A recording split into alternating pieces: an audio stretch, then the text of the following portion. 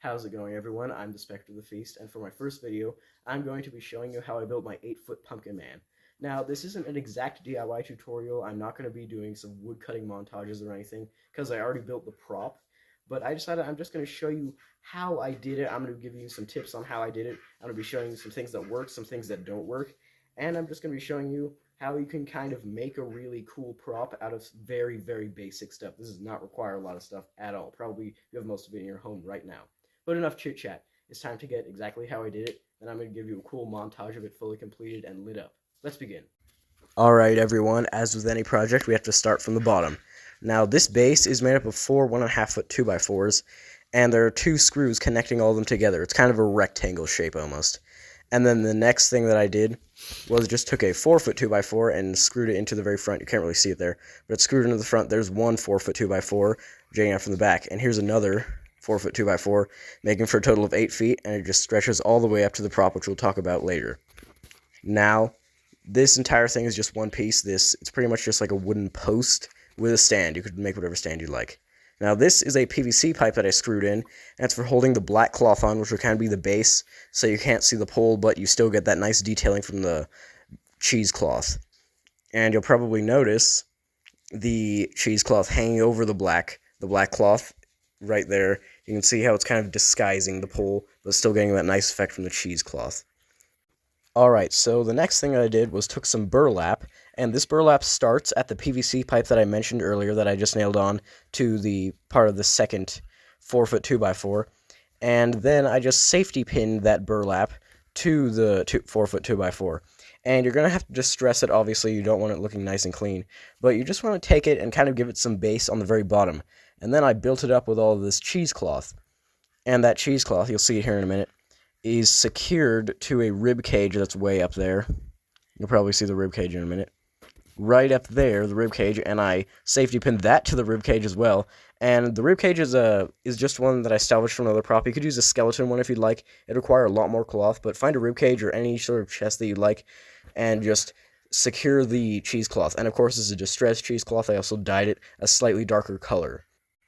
Alrighty, so the parts of the prop that we've talked about are the following: the black cloth, the cheesecloth, the burlap, and the rib cage. Like I said, a skeleton rib cage or plastic one that I use. So all this stuff right here, the kind of torso and the neck part of the prop are completely finished. Now we're going to be talking about the arms and the head. And the head was arguably the most difficult part of all the parts of the prop, because I made it out of paper mache, and I'll of course show you a close-up of that. I'll take it off. But for now, we're just going to talk about the arms. So the arms are made of PVC pipe, and I'll show you the back in just a minute. I just screwed the PVC pipe right back into almost the very top of our 4 foot frame. And then, you'll see here in a minute too, I made the arms. I just draped black cloth over the PVC pipe, cut it real short, and hot glued it on.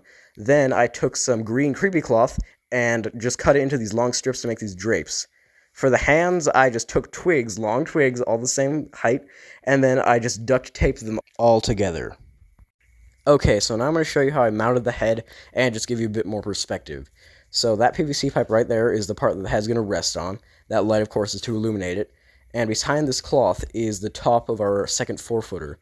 And that piece of exposed PVC pipe right there is the shoulder of the prop for the arms. Just want to give you a bit more perspective. Okay, so now I'm going to show you how to make the head. Alrighty, here's a literal inside look of our head. Now, this is paper mache. And the way I made the shell or frame for the paper mache was I took the length of chicken wire and just draped it over an actual pumpkin to get that cool shape, because I know that shape's really hard to get. After that, I just took a mixture of paper mache with just flour, water, and clear glue. You can find recipes online.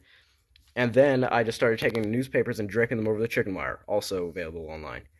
And then after that, once we have kind of a round bowl, I just cut out these nice little pumpkin teeth here. And of course we have some hang-offs, but nobody really cares it's 8 feet tall. So here is what it looks like as a finished head. Now, there is an orange coat to it, and then you'll see some black coats as well. That is just one orange coat or 2 orange coats of spray paint, and the black I made was just a concoction of black paint and water. Then I just started gently applying that black paint to the head. And then, of course, we cut out the nice eyes with tin snips, and, of course, we did the teeth with tin snips as well. Now, this is actually quite a key feature of the head. That's these little draperies, hangings. And the reason they're such a key feature is to hide the fact that there's just a plain piece of black cloth on the neck, which you saw earlier. And also they look really cool. The light illuminates them, which I'll show you in a bit. But these I installed, these are just distressed cheesecloth, and I installed them with just tape here. I stretched them across. Okay, so I'm going to mount the head back on, and I'm going to show you what the fully completed prop looks like. Alright everyone, here's the finished product, lit up and ready. Now, the light I'm using is just a color-changing, remote-controlled light. It's just a really cool light that I got off of Amazon. And there's only one suggestion that I have if you're going to use the exact same building technique that I did, is you should probably put some cheesecloth in the inside of the eyes so nobody can see the inside, because that would be pretty embarrassing. Alrighty, that's going to conclude it for today's video. Thank you all so much for watching and seeing what a new YouTuber has to offer. I will be doing more uploads in the future, but for now, if you have any questions, comments, or criticism, please let me know down in the respective comment section below. I'll see you next time.